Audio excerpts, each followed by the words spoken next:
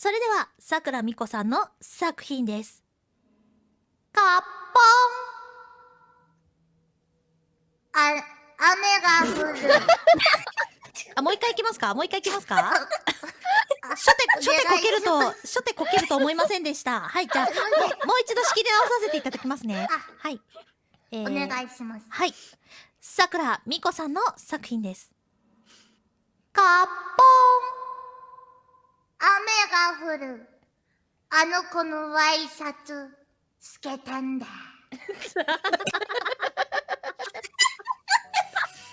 ですか？性癖が出てると思います。性癖が出てると思います。さっきまで静かにしてたのに、なんであの時だけそんな言ってくるのよ。違うだよ。性癖禁骨だ。詩人というものはね、身近なね、自分のね、性癖だとかね、まあ感情だとかを乗せるものなんですよ。このもともとね、昔からね。自然にではマリン船長から評価の方お願いします。そうですね、船長やはりはい、さっきスイちゃんに歌唱力という言葉を使ったんですけど、この歌唱力っていうのは句の読み方の話なんですけど、みこ先輩ね、そう非常に歌唱力が高い。ほうほう。このみこも歌うまいってことか。いや、歌がうまいっていうことじゃなくて、そういうことね。バッサリ切られたな今。透けてんでのね、はいてんでのね、ちょっと透けていく感じの声、あの読み方の歌唱力が非常に高かった。そこがね、かなり高いということで、亮とさせていただきます。お、亮ということで、ありがとうございます。はい、じゃあお次、じゃあマリン船長カッポンって言っていただいていいですか？船長、エコーないですけどいいですか？エコー、全然大丈夫です。はい、では狼美桜さんの俳句、梅雨の俳句参ります。カッポン。降りやまぬ雨がジャバジャバシャワー気分。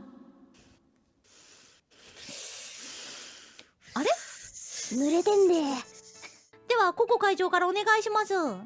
私から言っちゃっていいですかねこれ。どうぞどうぞ。じゃあはっきりとちょっと言わせていただきます。はい。降りやまぬ雨がジャバジャバシャワー気分。あの子のワイシャツもう透けてんだ。良いですね。亮。はい。素晴らしい。セットで亮ってことですか？待って、みこのはさ、違かったじゃん。亮じゃなかったやん。こっち亮だ。必要なものがついてなかったんですよ。やっぱね。情景がついてなかった。ついてなかったんですよ。やっぱり変態の目線しかなかったんですよ。なるほど。平等でなければいけない変態する側とされる側の気持ちがね、しっかり両方とも入っているのならね、完璧。二人で一つ、やっぱほどなくて々なんだよな。なるほどね。なるほど。そういうわけです。この情景にみこちの変態のおっさん目線が加わることで完璧な句になるということですね。そう思いました。いいのやら悪いのやら。次マリン船長お願いします。いや、今のココさんの意見にも非常に納得しましたので、はい、ミコ先輩の句が非常に不完成に見えてきたので、ミコ先輩の量を外しましても、ちょっと待って、ミコ先輩に量ということでよろしくお願いします。ありがとうございます。おかしい、その理論ちょっとおかしくないですかね。ちょっとなんかね、ミコ先輩やっぱりちょっと中途半端な句だったなって今気づかされましたね。ココさんのおかげで目が覚めました。これしてやられたね、これ。では